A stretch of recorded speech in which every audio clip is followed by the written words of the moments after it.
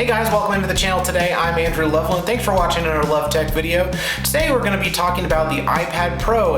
Apple just released this new version of the iPad Pro, and we're going to be talking about what it has, what it's capable of, and some really cool new features that Apple's released to it and doesn't have on any of its other devices right now.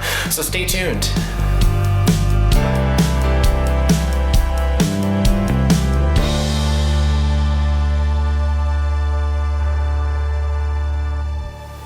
So within the past few days, Apple has released a new 11 and 12.9 inch iPad Pro model.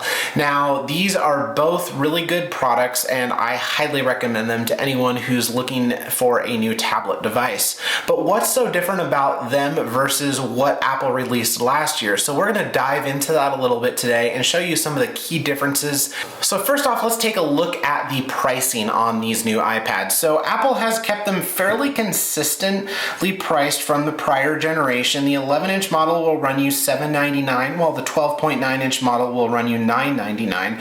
Now, for my next iPad, I definitely am going to go with the 12.9-inch version, primarily because I want the extra screen real estate, and I'll get to a few more details about why I want the bigger model as well in a few minutes.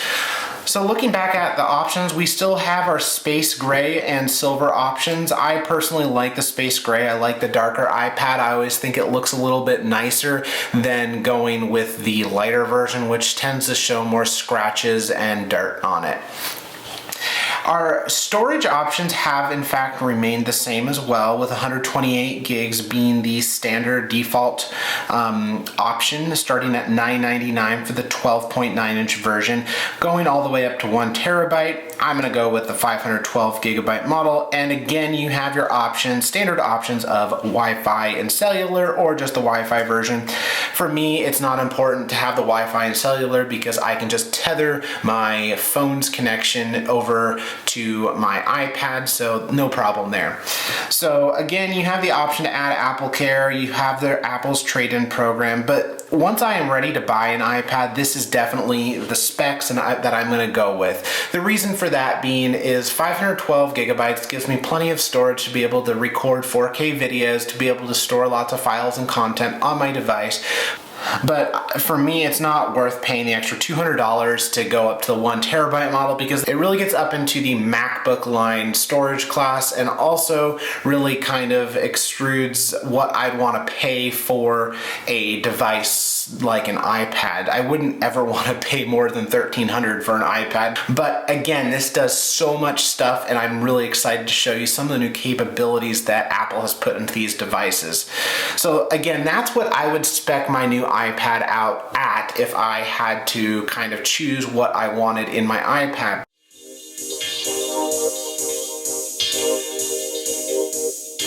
So again, this thing looks absolutely stunning. I'm gonna go through and show you a few cool things that this has and talk about a few of these new features that just absolutely blow this iPad out of the water than any other one that Apple has ever released. So let's dive in. They first start off by saying your next computer is not a computer. Well, yeah, duh, it's 21st century, right? I mean, tablets have revolutionized, and phones for that matter, have revolutionized how we look at playing games, being online, interacting with people, right? But this really is taking it to the next level. It's going beyond what a laptop, what a desktop can even do with some of these new capabilities. So let's go and take a look at some of these. So I first want to touch base on the new Magic Keyboard. So this is going to be a fantastic device, nothing like Apple has ever made before, which is coming in May. Unfortunately, you can't order it now. It is very expensive too. It starts at $299, it goes up to $349, depending upon which model you're getting it for. It has backlit keys, it has a trackpad, it has a USB-C port built into it so you can charge your iPad, and in turns that will free up your other USB-C that you normally charge your iPad through, so you could use additional accessories with it. So you could plug in a camera, you could plug in an external monitor, a storage device, you can plug in all kinds of things that are USB-C enabled devices to the iPad while it's charging if you buy the new Magic Keyboard, which is going to be phenomenal. The this product, I'm so excited to be able to use this product once it comes out and review it here on the channel. I'm hoping I'll be able to get an iPad by that point in time once it comes out. The iPad itself is going to magnetize to the back of the case, and then it has this hinge-like design on it. So the way they show it, like in this picture here on Apple's website, is how it will actually stand, and you'll be able to adjust the viewing angle of the screen. So the thing that Apple has never done before with their covers or cases, or keyboard covers and cases for that matter, is being able to make the screen be able to move back and forth but hold up at a certain angle. So for instance, if you're taking this new iPad and putting it on your lap, or you're say on a flight or on a bus or on a train somewhere, you don't have to keep it on a table to have it stand up anymore. You can actually put this in your lap like a actual laptop, and you'll actually be able to have it stand up nice for you because of the way Apple has designed their new hinge system in this case. This is going to have the capability of being able to make your iPad into an actual full-fledged powerhouse laptop. So it's going to be so awesome. I'm so excited for this. So let's take a look at some other features on the new iPad Pros. So looking at some other things that are going to be coming to this, is going to have a 120 hertz ProMotion display, which will be really cool. So that's twice the refresh rate than a lot of iPads on the market currently have, and for that matter, any of the iPhone lineup. They just have 60 hertz displays. Apple hasn't brought the 120 hertz displays to any of their real other products yet, on the mobile platform, that is. So the next thing that's really cool about the new iPad Pros is that they're actually going to have two cameras built into them instead of just one on the back. So one camera is going to actually be a 12 megapixel wide angle camera, and the second one is going to be a 10 megapixel ultra wide camera. Now, the thing that's a little bit confusing here, and I see a lot of people saying this and a lot of people talking about this for that matter, is why the heck is Apple putting only a 10 megapixel ultra wide camera on the back of their iPad? Now, I'm not 100% sure on this. Why wouldn't you just take what's on the current iPhone 11s and bring them into the new iPad lineup? It doesn't make sense to me why they would use just the 10 megapixel sensor instead of the 12, keep the 12 wide, 12 ultra wide, makes sense, right? The next thing to me on their whole camera thing that I'm excited about having two cameras, but why didn't Apple put a telephoto lens in this? So a lot of people are probably wondering, well, what the heck is this other circular thing here? If they didn't include 3 cameras in the back of their new iPad, what is this third thing? So the third thing here on the back is what is called a LiDAR sensor. So what is a LiDAR scanner and what does it do? So a LiDAR scanner is a light detection and ranging tool that is used to determine the distance by measuring how long it takes light to reach an object and reflect back. So in other words, it basically is taking a look at how long it takes for a bolt of light to hit a surface, say across the room, and reflect back to the sensor. With that information, it can actually determine how far away an object is. Now imagine if you had a scanner device, such as on the new iPad Pro, that isn't just doing one point at a time, but doing many points at a time.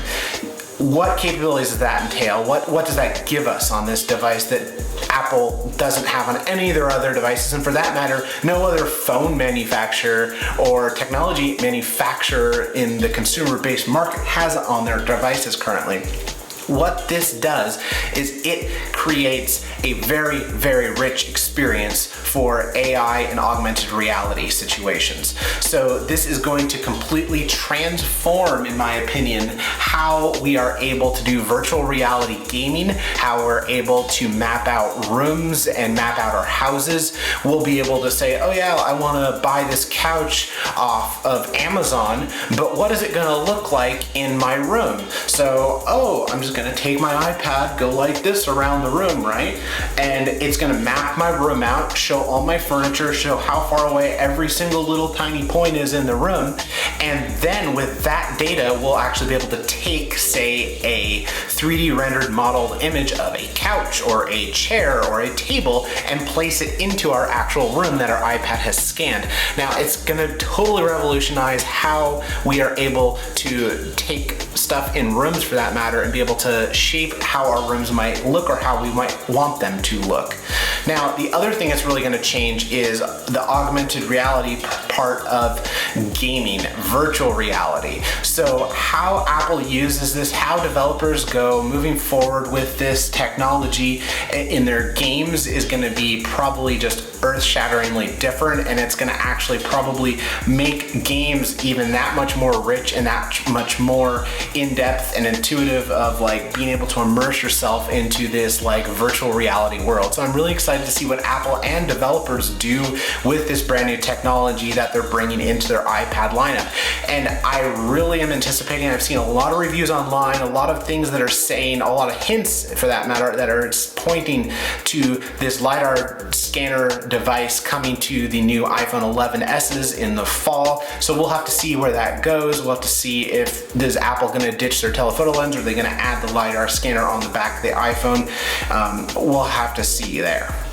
So another few cool things that the new iPad Pros are going to come with is a A12Z Bionic chip. So what does the Z Bionic chip have versus the current generation, which is the A12X Bionic chip? We all thought, oh, Apple's gonna go with the A13 Bionic chip, or oh, they're gonna go skip 13 and go to 14. No, they instead put a Z behind 12 instead of making it the next number in the sequence. So it's kind of interesting why they did that. I don't know why they did that, no one knows.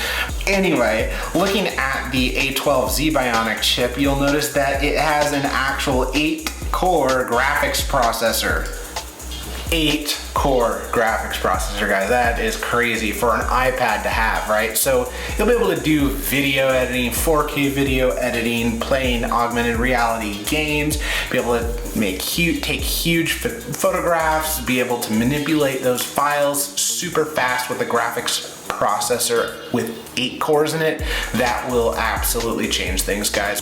The fact that Apple actually mentions on their website that this is actually going to be faster than most PC laptops is absolutely astounding to my knowledge as well. If you think about it, there are a lot of powerful laptops out on the market nowadays. Lots of them have 16, 32 gigs of RAM. They're running, 4, 6, 8 gig dedicated graphics cards. So it's crazy to think that Apple is able to make the claim this early on even that their new iPad Pros are going to be stronger, more powerful than most average laptops on the market. That just absolutely blows my mind away. We go back 5, 6 years ago even, we would have thought, oh, you're crazy. An iPad will never make it up to a laptop standard or even close to that.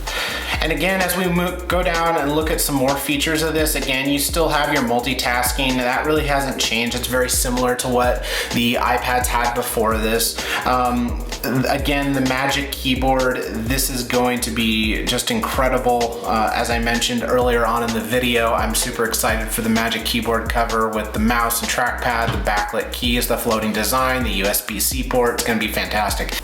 And again, you still have the functionality of the magnetized Apple Pencil. It'll still magnetize to the top of the iPad Pro for charging capabilities.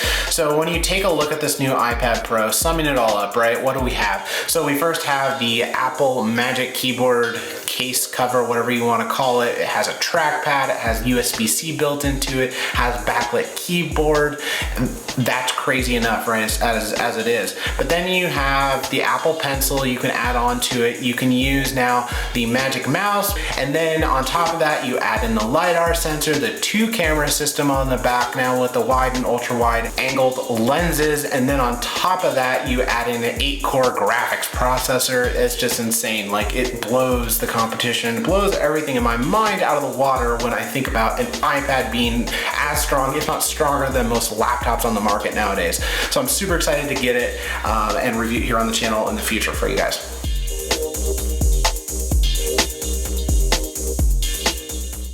The last thing I want to do before we end the video today, guys, is to take a look at what this new iPad looks like in virtual reality. So Apple's website actually has a place where you can go to use AR, augmented reality, to go see the new iPad in your environment. So I'm actually going to take a look at that. I'm going to record a clip on my iPhone and play that back for you guys and be able to see how that looks. So down on Apple's website on the iPad Pro page, way at the bottom, you'll see a use AR to see the new iPad. So if we click on view in AR, I'm super excited to do this. I've never actually done this before with the new iPad. So we're going to tap a place and oh my gosh, look at that. That's so cool. Look at that. So you can see over here, here's my iPad Air 2. And I also have an iPad Pro 9.7 inch from 2015 that I got. This is what the new iPad Pro will look like, the 12.9 inch version next to the 9.7 inch version. So I can actually put these side by side. I'll actually step back here and look how much bigger that is. Look, that like looks legit, like that looks like a brand new laptop. And we'll just walk around the side here and you can see, you know, just how big that would look on the table. If I get in a little bit closer here, you can see the USB-C port moving up the side. And then here's a view of it from the back. So you'll see there's the camera and what it would look like in the Magic Keyboard case. So I am super excited to be able to get this at some point in time in the future and be able to review it here on the channel. So that's the first look at the new iPad Pro lineup from Apple, guys. I hope you guys enjoyed the video. As always, comment down below. Make sure you hit the subscribe button at the top if you haven't already. Click the bell for subscription notifications and make sure to like this video, guys. I really appreciate it at the end of the day. Thanks again for watching. We will see you guys next time in another Love Tech video.